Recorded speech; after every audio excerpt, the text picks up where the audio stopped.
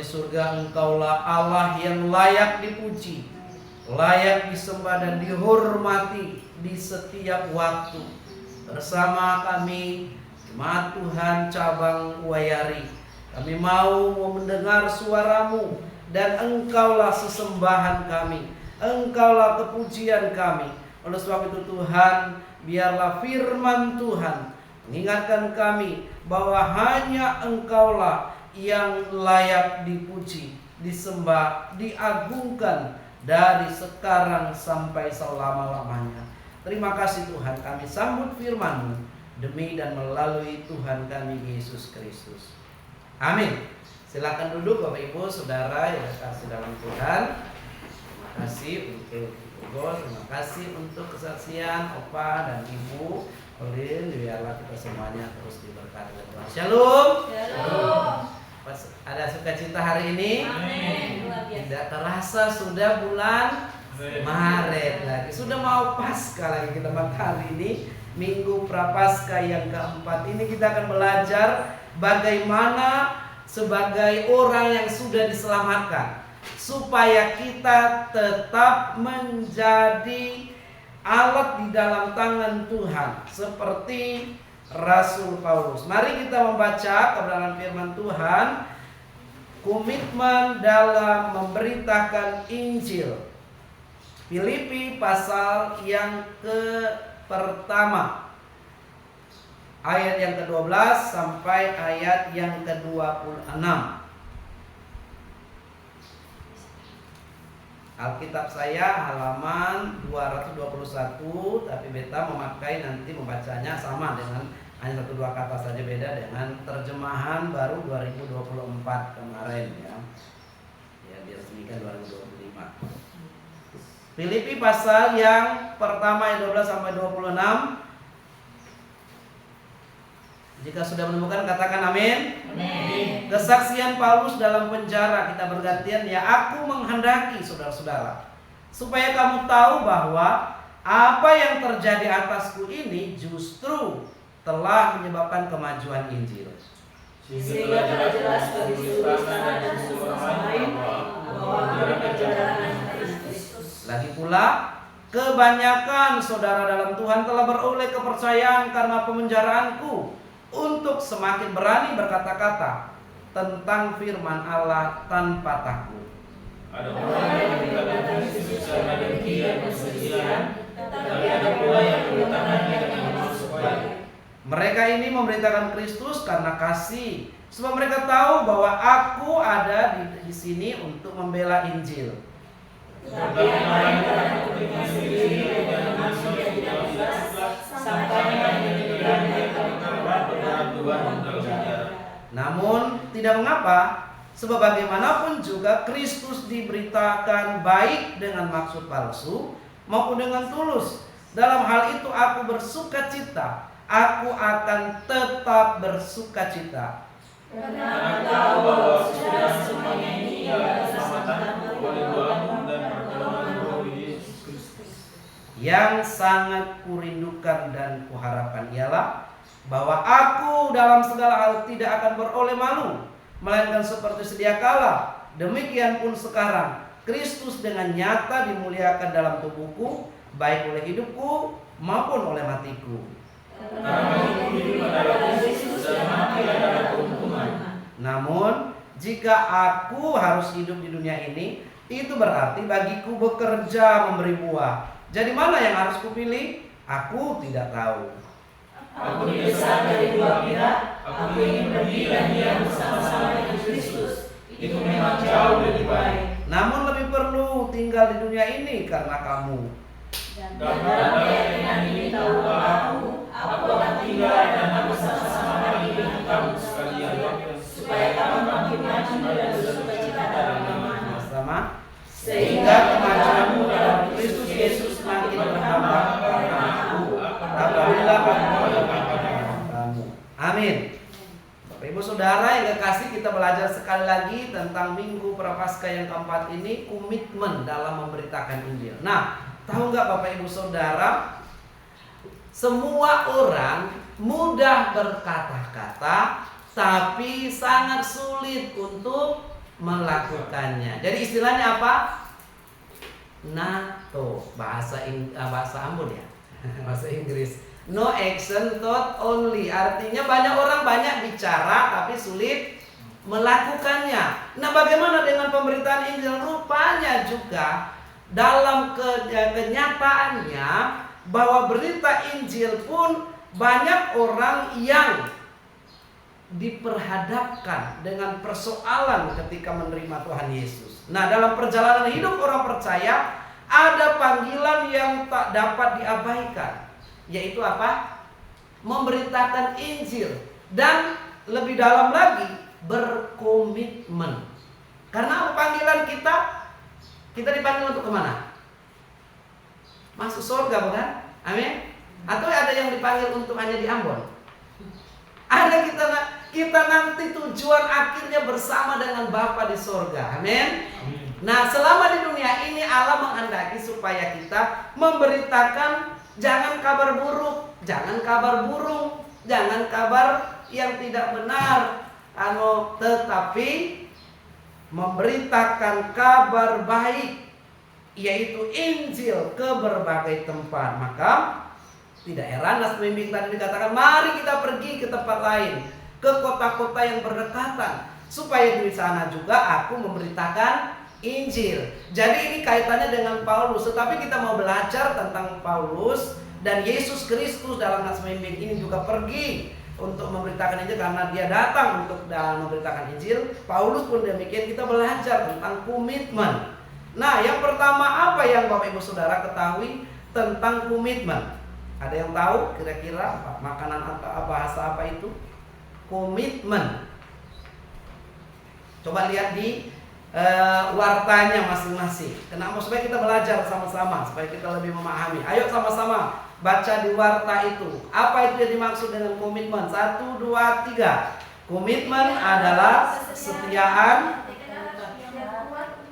bukan sesuatu tanpa mudah menyerah. Meskipun sampai di situ aja dulu. Jadi komitmen itu adalah kesetiaan atau tekad yang kuat untuk melakukan sesuatu tanpa mudah menyerah. Maka kemarin juga selalu saya bilang kepada anak-anak peserta sini ya, sekarang ada Yani di sini, ada Priska, ada juga Mas Demi. Hati-hati dengan komitmen. Kenapa? Karena komitmen itu harus ada kesetiaan dan ada tekad. Apalagi kalau komitmen kita di dalam Tuhan. Sekali ikut Tuhan, dikatakan tetap ikut Tuhan. Termasuk kalau cari jodoh, saya bilang karena ada beberapa anak muda di sini. Hati-hati dengan cari jodoh karena dalam Kristen jodoh kita seumur hidup atau 3 bulan. Seumur hidup. Ada orang bilang begini, ya coba Pak, kalau cocok lanjut, kalau nggak cocok nggak lanjut. Ada nggak yang bilang gitu? Itu nama coba-coba. Tapi komitmen dalam keluarga itu komitmen seumur hidup, ya Bu. Ya Bu, Ibu Ulin juga ya. Pak Yanto komitmen seumur hidup tuh Pak. Oh, luar biasa. Seumur hidup masih hidup, tapi kalau pasangannya sudah pergi, ya berarti ya bisa, komitmen sudah patah di situ. Tetapi dalam memberitakan Injil pun kita harus komitmen seumur hidup. Nah, kalau begitu, mengapa kita harus memiliki komitmen? Kalau tadi sudah ada komitmennya, yaitu kesetiaan dan tekad yang kuat untuk melakukan. Melakukan apa dalam kaitan ini? Paulus, mari kita belajar. Paulus menyatakan dia tetap, ayat 18. Ayo sekali lagi kita baca ayat 18. 1, 2, 3. Namun tidak mengapa, sebab bagaimanapun juga Kristus diberitakan baik dengan maksud palsu maupun maksud jujur. Dalam hal itu aku bersukacita. Aku akan tetap bersukacita. Ini komitmen orang dalam beritaan Injil, yaitu apapun juga maksud orang lain. Karena ada orang beritakan Injil rupanya dengan maksud tidak baik. Ada juga yang baik. Bahkan dalam penjara pun dikatakan Injil tetap diberitakan. Nah, aplikasinya kita belajar aplikasi langsung ke sendi-sendi masyarakat kita. Misalnya begitu. Kadang tadi Ibu Olin bercerita tentang pekerjaannya. Pekerjaannya memang berat. Iya. Hanya Ibu yang tahu lebih beratnya karena dan teman-teman kita yang tahu. Tetapi Kalau kita mau berkomitmen dalam pekerjaan itu, maka pekerjaan berat Tuhan akan pakai. Bertemu dengan banyak orang, dan pada saat itu juga ibu bisa jadi pemberita Injil, mendoakan orang, memberi data. Memang pemerintah berikan acuan gini, tetapi juga menguat, karena orang-orang yang didatangi itu tentu orang-orang yang membutuhkan Injil dan membutuhkan firman Tuhan. Jadi tetap komitmen untuk tetap memberitakan kabar baik sampai selama-lamanya. Walaupun ada orang berniat seperti tadi dalam kaitan dalam pekerjaan, hai, kenapa kita jadi kayak capek sekali bekerja. Capek nggak bekerja? Mas Demi, capek nggak kerja? Capek sekali. Capek sekali. Tetapi kapan kita mau istirahat kerja? Harus mati. Ya, betul, saya setuju. Jadi jangan dulu mati, masih muda. Jangan dulu berhenti.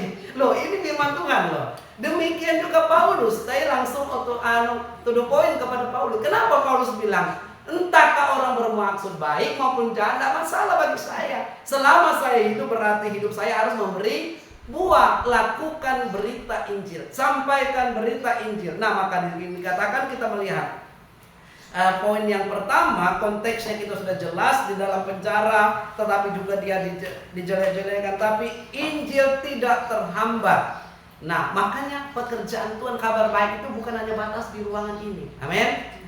Dimanapun kita berada, misalnya di toko, kita beritakan kabar baik kepada orang-orang toko. Ya juga ibunya di belakang juga di toko ya, kerja misalnya, kita bisa memberikan kabar baik. Kabar baiknya apa? Ya karena semua orang yang kita temui itu tidak semuanya dalam kategori sudah menerima kabar baik. Ada yang dia dengar kabar yang nggak senang, ada yang kabar tersakiti setiap hari, sakitnya di sini, dibilang gitu. Ada juga yang kali boleh bertemu dengan misalnya orang-orang di sana yang tidak punya uang, ya kan. Sosial itu kan berbicara mengenai orang yang kekurangan, toh ada kelebihan, Bu. Kekurangan yang banyak di data itu. Tetapi yang saya mau katakan, mari kita datang di masyarakat memberitakan Injil. Tidak harus juga berkata, bertobat kamu ya. Kalau ada waktu tidak masalah, tetapi beritakan yang baik. Misalnya pada saat orang mengeluh dengan kondisi sekarang, apakah kita bilang, iya memang mati saja, berat masalah dunia ini. Ini bukan kabar baik, tapi kabar celaka, tapi kabar baik. Memang susah hidup kita, tapi tahu nggak, Tuhan berkata dalam Matius atau dalam firman-Nya, Dia menyertai kita seumur hidup.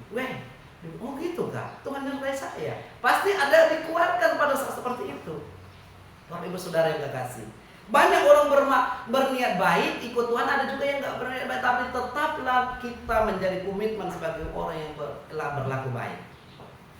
Saya belum pernah sampaikan di cabang kemarin ini, tapi pernah kita layani seseorang anak muda dari lusuh dan diangkat menjadi, dia bukan latar belakang, pokoknya bukan Kristen lah. Susah sekali hidupnya, terus akhirnya saya angkat, terus kami latih, sudah percaya, sudah digurukan, tetapi rupanya maksud dia belum baik adanya. Tahu nggak Bapak Ibu Saudara, kami sudah PA bersama, PA itu maksudnya berlomba bersama. Tiba-tiba kami ada acara di Jakarta seminggu. Begitu saya sudah percaya karena dia sudah memimpin doa, sudah baca firman Tuhan, ikut Tuhan, bahkan di dalam grup dia sudah bisa menguraikan firman Tuhan. Saya minta tinggalkan seminggu karena kami kontrak rumah, yayasan memberikan kontrak rumah karena penginjilan kontekstual. Jadi pulangnya saya lihat, mana ini anak muda, saya nggak ada. Terus mana ini kulkas, mana ini lemari, mana ini semuanya. Tiba-tiba, ada orang ikut Tuhan dengan maksud tidak baik.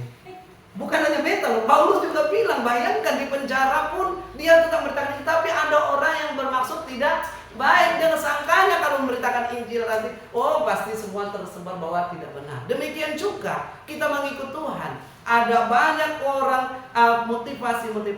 Pengikut Tuhan pada zamannya juga bukan hanya kadang-kadang untuk mencari Tuhan seperti Maria yang mau dengar firman Tuhan, tapi hanya ingin melihat mujizat dan seterusnya. Tetapi apakah Injil harus diberitakan?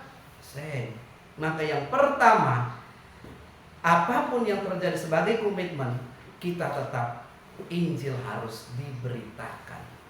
Dari poin ini, para prajurit Romawi atau orang-orang di istana menjadi tahu tentang Kristus. Orang percaya semakin berani bersaksi. Injil harus diberitakan dalam segala komitmen dalam hidup kita. Nah, untuk itu kita akan melihat yang kedua, mengapa kita harus memiliki komitmen. Markus 16 ayat 15 berkata, karena itu adalah perintah Tuhan. Jadi pertanyaan bagi Bapak Ibu Saudara yang ada di sini, kenapa Bapak Ibu Saudara ikut Tuhan, ke gereja? Karena enggak enak sama pendeta Yadi.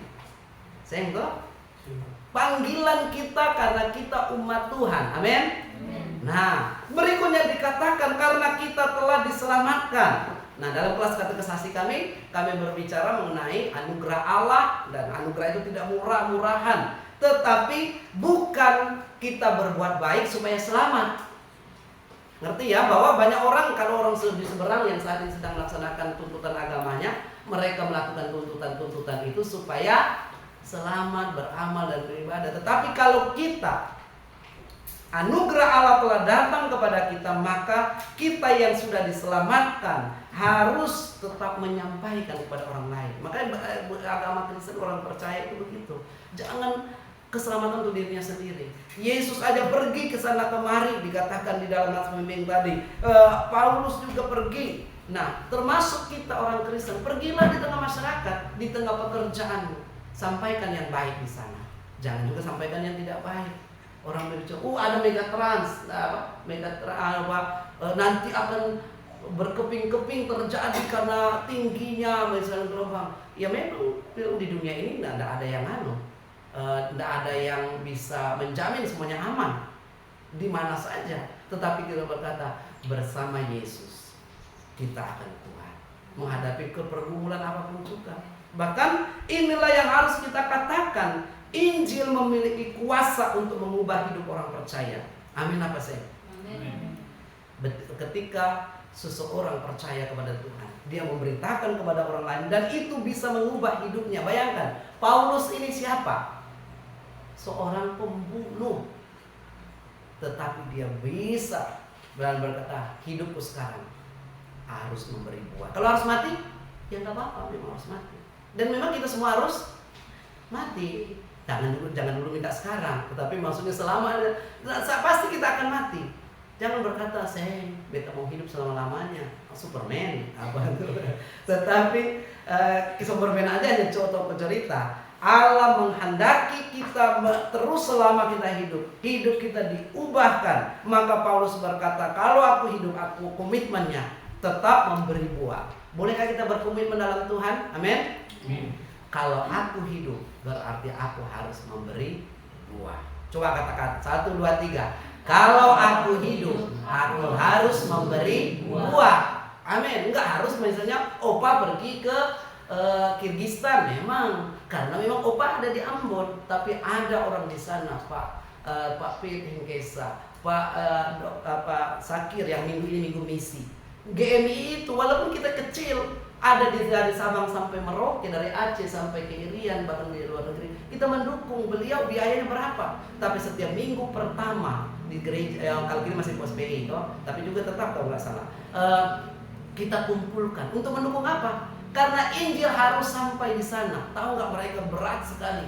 Musim-musim sekarang musim dingin, tapi harus berbaju 4-5 lapis untuk pergi ke desa-desa. Pak Pit ini, Hengkesa, dia orang mana ya? Kalau nggak salah orang Ambon ya.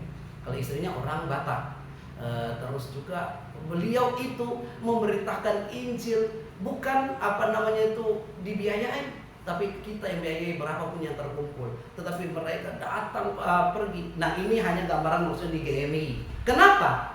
Apakah ada pelayanan di Ambon sampai dia pergi ke sana? Saya panggilan dia jelas bahwa dia harus menjadi berkat. Yang berikutnya, karena dunia ini membutuhkan Injil. Amin.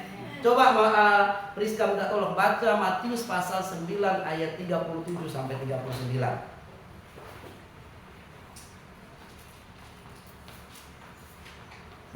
Matius pasal 9 ayat 37 sampai 39. Matius pasal 9 ayat 37 sampai 39. Ayat 38, sorry. 38. Maka katanya kepada murid-muridnya, pelayan memang banyak, tetapi pekerja sedikit. Karena itu mintalah kepada Tuhan yang empunya pelayan supaya ia mengirimkan pekerjaan-pekerjaan untuk pelayan. Baik, mintalah kepada Tuhan karena dunia ini membutuhkan kesempurnaan. Jadi tidak harus Bapak Ibu Saudara kita dikirim semua ke India misalnya. Ibu ingat tiba-tiba pakai nih kayak gitu model-model. Tidak harus, tapi di depan sini, di lingkungan ini kita harus memberitakan kabar baik, itu benar. Jangan kabar buruk. Setiap hari misalnya Mama Le ya, karena kita sedikit memang sengaja supaya langsung Tuhan, supaya kita nggak ngantuk tuh. Jangan setiap hari beritakan berita yang buruk, tapi beritakan yang baik. Di teman kerja, teman orang yang di lingkungan itu, susah sekali anakku begini. Iya, memang anak kita begitu ya. Nggak usah dilahirkan anak gitu. Itu susah. Tapi kalau kita berkata, iya memang anak-anak punya kepribadian, tapi mereka mulia di hadapan Tuhan. Kita berdoa ya untuk anak-anak kita. Itu berarti apa? Kita keluarkan orang lain. Kita beritakan Injil bahwa hanya melalui doa anak-anak bisa diubah. Amin. Karena memang sekarang orang tua, dan kemarin Beta beritakan good news-nya. Tapi ini benar, good news-nya. Beta bersama-sama dengan para pemimpin gereja yang mau hadir kemarin di gereja Bala Keselamatan di daerah kota sana. Dipaparkan oleh Komisi Anak dan Perlindungan apa segala macam, saya lupa. Intinya anak remaja SMA sekarang ngeri di salah satu sudut di kota ini. Nah, saya tahu pakai seragam tengah malam melakukan yang tidak benar, gonta-ganti pasangan, dan bahkan digilir. Terus tahu nggak ada bapak melakukan hal yang tidak benar kepada anak gadisnya, walaupun bukan anak kandungnya, digilir lagi. Ngeri nggak? Berita ini ngeri. Anak-anak SMA pakai seragam tengah malam ditanya, kenapa kalian di sini tidak pulang? Apa peduli? Orang tua kami ada nggak peduli? Gitu. Jawabannya begitu. Terus dia bilang apa? Bertobat kau sendiri, biar kami nggak anui sesuka kami. Ngeri dengarnya. Terus di Ambon sekarang ini. Maka kemarin waktu satu saat kami dengan ibu mau pelayanan, lihat tiba-tiba anak SMA saat dekat sekitar SMA 1 itu berkelahi. Jadi Mama Laura istri saya sudah mulai kami pasang mata. Mana Laura istri saya sudah pulang, jangan sampai di situ. Karena pas jam pulang. Karena apa? Maksud saya adalah banyak berita-berita yang buruk di mana-mana. Anak-anak sekarang tidak takut lagi untuk tawuran, seks bebas, narkoba, apapun juga. Tetapi ayo kita menjadi orang-orang muda, orang-orang tua, memberitakan kabar baik, mengingatkan dosa mengintip. Kalau tidak hati-hati, maka engkau akan binasa. Dan katakan ada jalan keluar, jangan juga orang sudah gitu. Kalau jangan kita mengucilkan mereka, kita kasihi mereka. Amin. Doakan mereka, dekati mereka. Ya, saya bersyukur bahwa anak-anak kita di sini yang mudah-mudahan masih baik-baik semua. Amin. Masih baik ya Ibu ya. Amin. Anak gadis Ibu, anak undang Ibu masih ada juga. Eva, remaja putri, jangan mau kontaminasi pergaulan sekarang. Nah, Bapak Ibu Saudara yang kekasih, bagaimana cara yang bagian terakhir? Kita maksudnya langsung saja komitmen sudah kita ambil tadi. Bagaimana cara agar kita memiliki tetap mau datang kepada Tuhan? Karena berita yang datang kepada kita hari-hari ini berita bagus apa seng? Seng. Jujur, di TikTok aja beritanya buruk. Di media sosial, Instagram, bahkan di dalam gereja sendiri banyak berita-berita buruk kita terima. Bahkan ajaran-ajaran sesat itu banyak. Hati-hati anak muda yang suka TikTok, YouTube segala macam. Bukan saya boleh berkata bahwa jangan semua diserap. Makanya selalu saya bilang kembali kepada apa? Firman Tuhan. Sola Scriptura, hanya Alkitab yang meluruskan segala pandangan. Termasuk anak-anak remaja. Anak-anak remaja mau coba-coba sekarang, maka ya bentuk permen, dia hisap permen, tapi narkoba mengganggu pikirannya dan pergaulan bebas seperti saya bilang tadi. Maka kami kemarin selama para hamba-hamba Tuhan pemimpin gereja menangis di hadapan Tuhan, ampuni kota ini, ampuni anak muda dan remaja. Bagi kita yang pertama, Paulus berkata, aku berusaha mendekatkan diri sehingga kemegahanku dalam Kristus semakin bertambah. Jadi bagaimanapun juga, maka semakin dekatlah dengan Tuhan. Amin. Banyak hari Minggu untuk banyak event itu maksudnya buat acara ini, buat acara itu. Tapi mari kita sebagai orang Kristen dekatkan diri kepada Tuhan supaya engkau kuat dan tetap membawa berita ini. Filipi 1:21, Paulus tetap kuat karena ia memiliki hubungan yang dalam dengan Tuhan. Mari kita baca lagi ayat 21. 23. Sesungguhnya bagiku hidup adalah Kristus dan mati adalah keuntungan. Silakan Bapak Ibu Saudara versi Alkitab 1, 2, 3. Karena hidup adalah Kristus dan mati adalah keuntungan. Ya, cuma beda sedikit katanya. Di sini kan dipertimbangkan sesungguhnya atau sebab bagiku hidup adalah keuntungan. Jadi komitmen ini harus kita miliki kalau mau tetap hidup dalam tangan Tuhan. Anak muda tetap miliki cara berpikir, jangan seperti dunia ini, tapi milikilah pembaharuan budimu. Maka engkau akan di tengah usaha besar apapun juga engkau orang akan menjatuhkan, tapi berkatakan sebab bagiku atau sesungguhnya bagiku hidup adalah Kristus. Jadi selama kita ada, maka yang terakhir poinnya menyadari betapa besarnya dan banyaknya orang membutuhkan kasih Tuhan di dunia ini. Seperti Paulus berkata, jangan sampai juga kita tenggelam dengan dunia dan keinginannya. Keinginan banyak apa sih? Banyak sekali, nggak bisa terhitung. Sudah bayangkan misalnya Mas Demi sudah HP 1, ada mau keinginan HP 2 Mas Den? Iya. Keinginan banyak di gereja ini, banyak sekali keinginan. Tetapi biarlah keinginan kita adalah aku mau menyenangkan Tuhan. Itu yang lebih utama. Maka keinginan kita jangan tenggelam oleh keinginan dunia ini, tapi keinginan selama saya, walaupun saya anak muda, saya mau anak muda menyenangkan Tuhan. Saya orang tua, opa, tapi opa yang menyenangkan Tuhan. Manfaatkan setiap kesempatan untuk dapat. Paulus memberitakan Injil.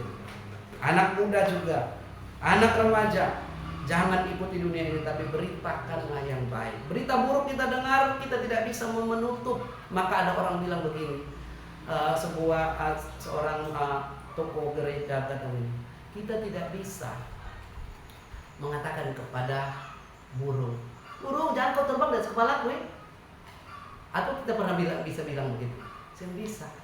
Tapi kita hanya bisa menghindar ketika burung terbang dari kepala kita, terus tiba-tiba ada sesuatu jatuh dari burung itu. Bismillah, tidak kita kena kepada kotorannya. Maksudnya adalah dunia ini ketika kotor, jangan juga kita berkata saya tidak akan mungkin terpengaruh dan saya jangan dunia jelek jauh dari saya. Tidak bisa. Dunia, pergaulan, cara hidup, apapun juga kita tinggal di dunia. Tetapi Allah menghendaki jangan kita kena oleh hal itu. Jadi Bapak Ibu Saudara, keluarga GMI Wayari Sulafide di sini, mari memiliki komitmen dalam Tuhan.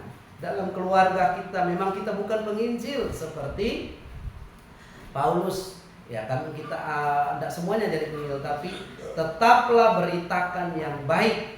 Tantangan dalam gereja ada penyimpangan dalam gereja, ada di mana-mana penyimpangan itu. Tetapi jangan, Paulus berkata, entah orang berniat baik, entah orang meritakan Injil karena palsu ataupun jujur, tetapi bagiku tidak mengapa.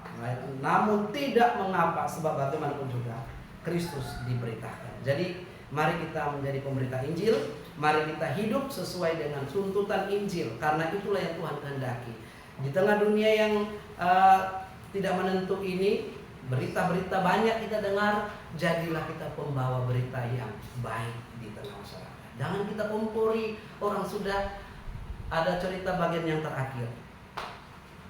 Ada sebuah keluarga, tapi dia ini cewek sama cewek, maksudnya ibu sama ibu sama ibu. Dia bercerita dengan persoalannya.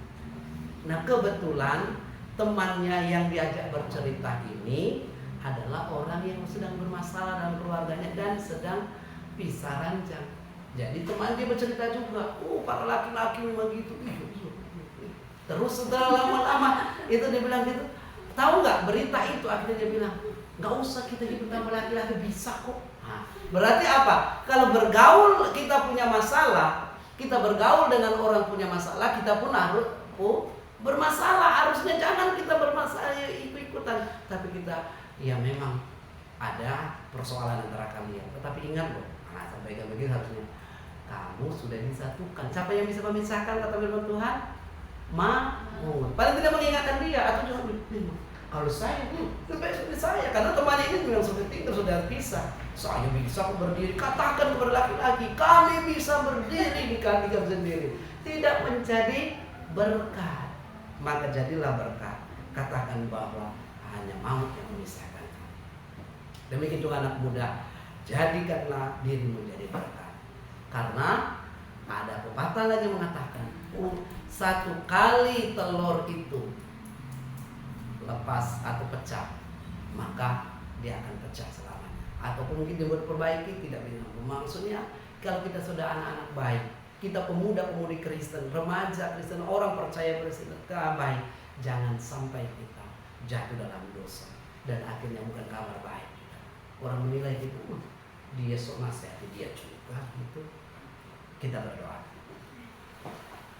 Ya Tuhan Yesus, Engkau yang melihat hati kami. Firman Tuhan, memang Paulus menegaskan bahwa pentingnya pemberitaan Injil, komitmen di dalam Tuhan. Tentunya kami bersyukur memiliki Rasul Paulus menjadi acuan bagi kami dalam hidup dalam Tuhan. Tetapi dalam berjemaat ya Tuhan, tolong kami untuk berkomitmen untuk tetap hidup di dalam Tuhan, berbuah yang baik selama kami ada. Dunia dengan pengaruhnya maupun segala keinginan, keangkuhan hidup dan semua di dunia ini Tuhan tidak mempengaruhi iman kami. Dan biarlah kami juga tetap menjadi pemberita kabar baik. Mungkin kami bukan pendeta, kami bukan penginjil, tetapi dalam pekerjaan kami mau memberitakan yang baik. Bukan menambah-nambahin atau menjelek-jelekkan, bahkan membuat orang lain semakin jauh dari Tuhan. Tapi tolong kami, pakailah semua kami di ruangan ini. Paulus dipakai oleh Tuhan. Bahkan Tuhan Yesus pergi juga ke kota-kota, ke tempat-tempat lain untuk memberitakan Injil. Dan kami bersyukur ada banyak misionaris juga yang saat ini, terutama yang diutus langsung oleh GMI, baik ke India maupun ke Pakistan maupun ke tempat-tempat lain, mereka tetap berkomitmen untuk memberitakan Injil walaupun tekanan persoalan hidup. Dan tolong kami juga cabang jemaat Wayari untuk memiliki pemahaman yang benar juga untuk tetap berkomitmen menjadi pendoa, menjadi pendukung maupun hidup kami juga menjaga supaya tetap hidup memberitakan yang baik, kabar baik Injil Yesus Kristus. Kami bersyukur untuk kebenaran firman dalam nama Tuhan Yesus. Haleluya. Amin.